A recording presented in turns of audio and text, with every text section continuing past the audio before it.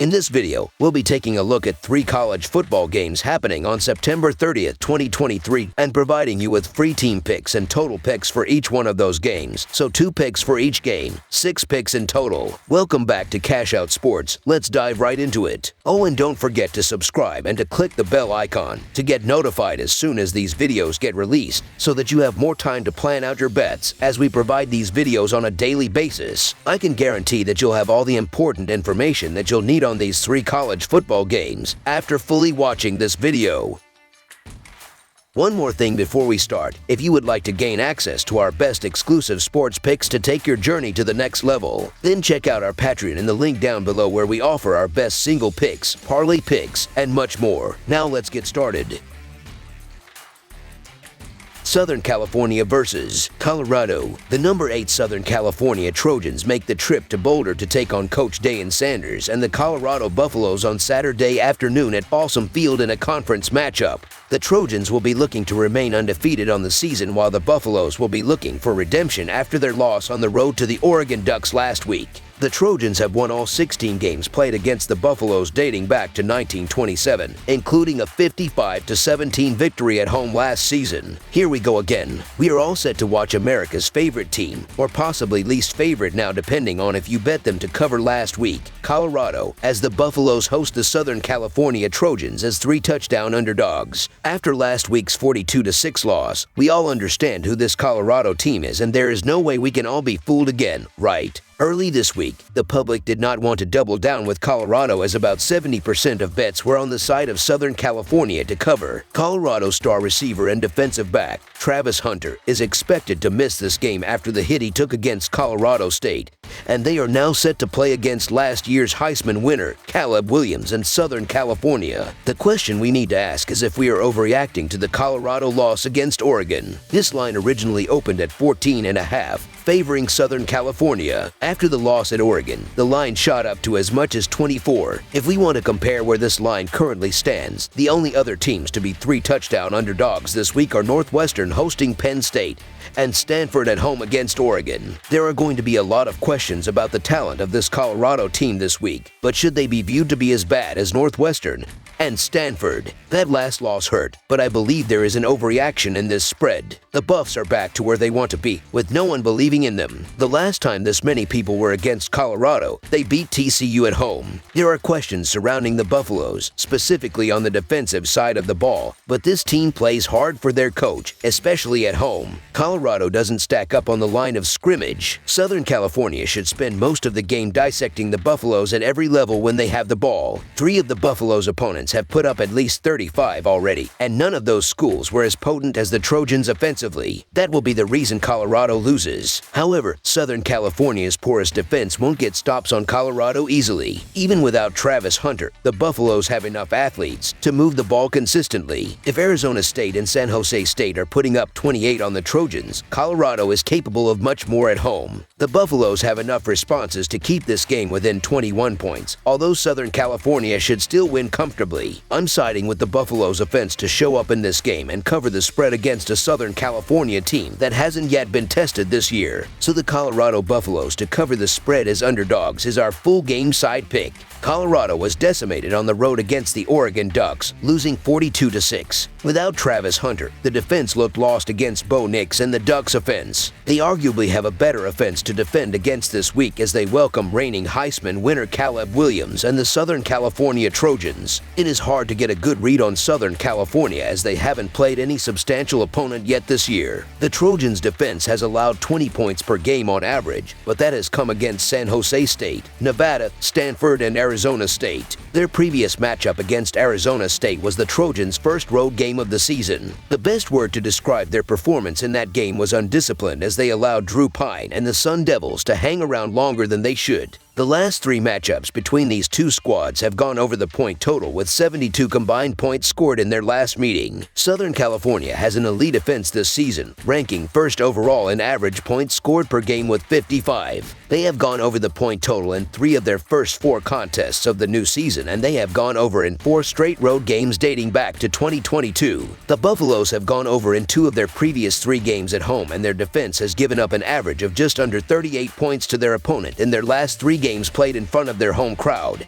They have given up 34 points or less only twice in their previous 8 games while playing at Folsom Field. With Colorado struggling to stop anyone this season and ranking low in several key defensive categories, they may be unable to contain the seemingly unstoppable Knicks and the Trojans' offense. Colorado has averaged 39.5 points per game at home this season, and they rank in the top 25 in the country in points per game at home, so they are certainly capable of putting points on the board as well. Colorado is allowing over 475 yards per game and 33 points per game, which are both Pac-12 worsts right now. Their reward for struggling early is the nation's highest scoring offense that racks up the 3rd most passing yards per game. With the Buffaloes missing cornerback Travis Hunter and potentially another defensive back in Shiloh Sanders, Southern California quarterback Caleb Williams may lead the Trojans to 60-plus points by himself. Of course, with the way that the Trojans allow points, they won't be able to take their foot off the gas quickly either. They may not have allowed more than 28 points in a game yet, but Southern California also faced 4 awful offenses. Last weekend was the first time that Colorado didn't score at least 36 points this year, and that was against the Pac-12's best passing defense. Southern California is far from that accolade, so expect the Buffaloes to return to form with another 30-point performance. This number is high, but stops are likely to be few and far between on Saturday. Well, it's a high total, but not high enough. Over the projected total is our full game total pick.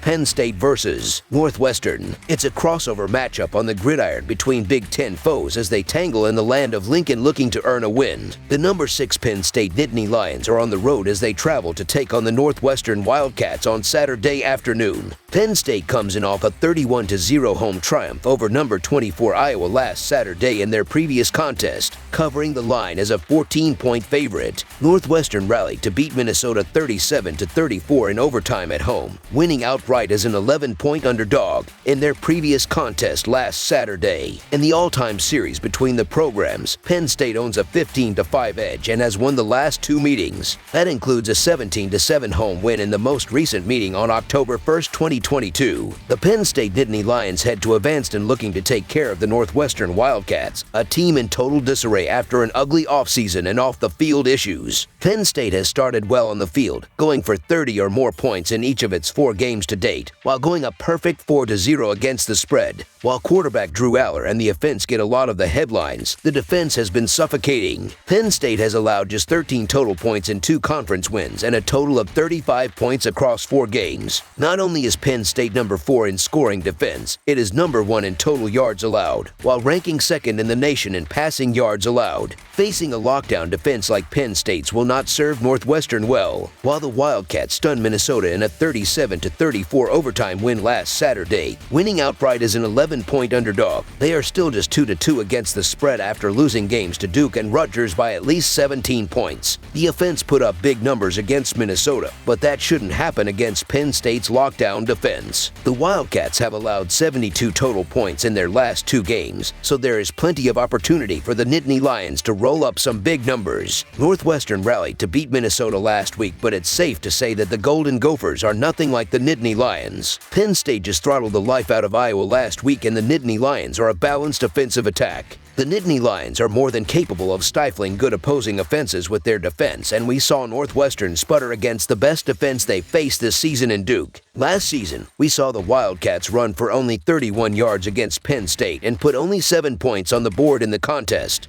Penn State is a complete team and perfectly capable at earning a bid in the college football playoffs. Their passing attack is efficient and precise. They also have some really good running backs to balance things out. Their defense also ranks as one of the top in the country. Sure, Iowa isn't the best defense, but holding a Big Ten team to just 4 first downs is impressive regardless. Northwestern is coming off of a great win against Minnesota. The Golden Gophers were dominating Northwestern for 3 quarters, but the Wildcats were able to rally and come from behind and win. Minnesota is a team that you can do that to, but Penn State is not. The Nittany Lions are going to go up big early and keep their foot on the gas all game long. It's hard to see Northwestern generating much offense here, and that gives Penn State the ability to pile up points to cover the line on the road here, running their mark to 5-0. This is likely to be a very lopsided game in Evanston, so the Penn State Nittany Lions to win and cover the spread as favorites is our full game side pick. Penn State has split their 4 games in relation to the total this season. The Nittany Lions stayed under the total in their lone road game this season, combining with Illinois Illinois for 43 points to fall short of the 47.5-point number that was set by the books. 3 of the last 4 meetings have stayed under the number. The under is 2-0 this season when the total is 47.5 points or less in Penn State games this season. Penn State is solid on defense, and they can make a poor offensive team struggle to not just score, but move the ball. Northwestern is going to have a tough time on Saturday. The Wildcats' defense isn't the best, but they aren't so bad that the over is going to hit because of Penn State alone. Even if Penn State puts up 38 or 40 points, this game likely falls short of the total because the Wildcats won't score a point, or at least won't score an offensive touchdown. Over the projected total is our full game total pick.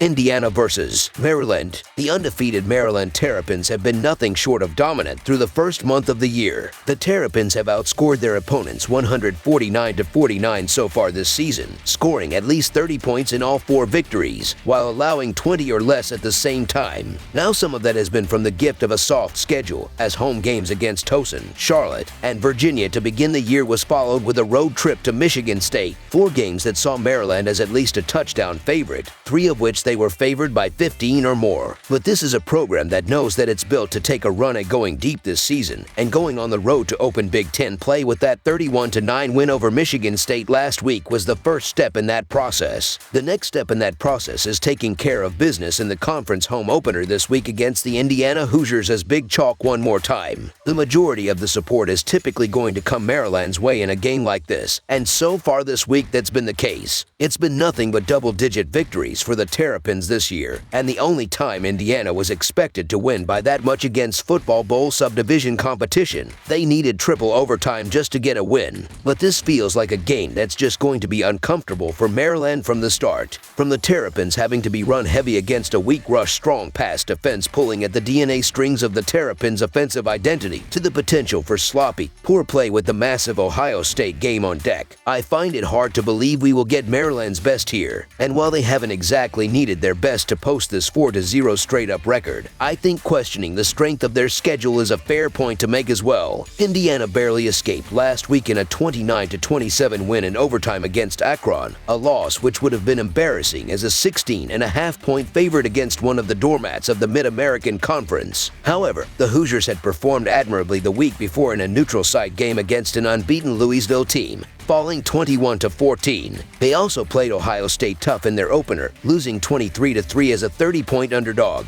Overall, Indiana is 3-1 against the spread, and the defense has allowed 23 or fewer points in 3 games which ended in regulation. For one, I have serious questions about the talent level of Maryland's opponents so far, and season-long numbers teams have already put up that influence point spreads can be heavily skewed in cases like that. Indiana may not be near the best of the best in the Big Ten, but things are definitely about to go up a level in that regard for Maryland, and they've still got to prove to me that they are 2 touchdowns better than any conference rival. Maryland was 1-2 against the spread a year ago as double-digit chalk in Big Ten games, including laying -10.5 at Indiana in a game that finished 38-33 in favor of the Terrapins. The only cover came in a 37-0 win over Rutgers in the regular season finale, and those 3 occurrences were the only times Maryland's been favored by double digits in conference play since they laid 14 points at Rutgers back in October of 2019. This has never been a football program that's comfortable being the hunted. Furthermore, the last 2 years against Indiana have turned into dogfights, with Maryland coming out on top with 38-33 and 38-35 scores. Tagovailoa was involved in both, so even with some tremendous play from him in both instances, Indiana was not a program Maryland could ever shake from their tails. Laying this big a number with Tagovailoa going for a three-peat, so to speak, is just far too high, and quite possibly a little disrespectful to a Hoosiers program that's already been tested by upper-level competition twice this year and covered the number both times. Quarterback Talia Tagovailoa and the Maryland offense will have their hands full trying to solve a surprisingly effective Indiana defense. The Hoosiers have allowed just 347.3 total yards per game, ranking a respectable 59th in the nation, while yielding just 176.8 passing yards per outing, good for 23rd overall. Maryland's passing offense will certainly look to put a dent in those strong numbers for Indiana's defense. Maryland has won the past 2 meetings in this series, but Indiana has covered 3 in a row in the series, while going 6-2 against the spread in the past 8 meetings dating back to 2015. Maryland shouldn't better win, but Indiana ought to be able to keep it within 2 touchdowns. So the Indiana Hoosiers to cover the spread as underdogs is our full game side pick. Maryland's defense is pretty good at forcing turnovers and at times playing some bend and break defense. That may not work against Ohio State in the following week, but that should work against Indiana, who scored just 14 points at home against Louisville and last week scored just 17 points in regulation against lowly Akron. They scored 12 points in 4 overtimes to score 29. Maryland's defense is allowing just 5 yards per play and 3.6 yards per carry. Those scores from the past 2 meetings between these two easily cashed over tickets, as 7 of the last 8 meetings between these two have gone over the closing total. Only one of those games had a closing number below 52 as well. With the number for this week opening around 50, we've got to expect another high-scoring contest between these two programs, right? Well, the total posted where it is suggests that the odds makers are showing respect to both defenses here, and possibly the fact that Indiana's defense was able to hold down Louisville and Ohio State like they did. It also suggests that doubt in the ability of Indiana's offense to score consistently is there, and rightfully so. Had it not been for a couple of fourth-quarter touchdowns against Louisville, Indiana's scores against the Cardinals and Buckeyes would look that much if they were 23-3 and 21-0 defeats. Remember, Maryland hasn't really played anyone yet, but the defense sits 38th in opponent yards per play and ranks 7th in opponent yards per point. It's those numbers that are going to make scoring for Indiana even harder for a team that struggles to score to begin with. Indiana's just not built like they have been recently to get into another one of these 30-30 type games they've had with Maryland the past few years, and considering they lost both of them, why would they beat their heads into that wall one more time, knowing how good Maryland's offense is on the other side? Considering that Indiana's most likely path to success hinges on great defensive play and keeping this game low scoring, and Maryland's path to against the spread success has them hopefully sticking to the running game and bleeding out the clock in the second half, a high-scoring affair might not be so likely to happen in this one after all. Indiana has gone under 3 of their last 5 games. The Terps have gone under in 4 of their last 6 games and 6 of their last 9. There are just too many realistic ways that this game plays out this year that end up with the total below this number in my view. Recent series history be damned. Under the projected total is our full game total pick. One more thing before we start, if you would like to gain access to our best exclusive sports picks to take your journey to the next level, then check out our Patreon in the link down below where we offer our best single picks, parlay picks, and much more. Now let's get started.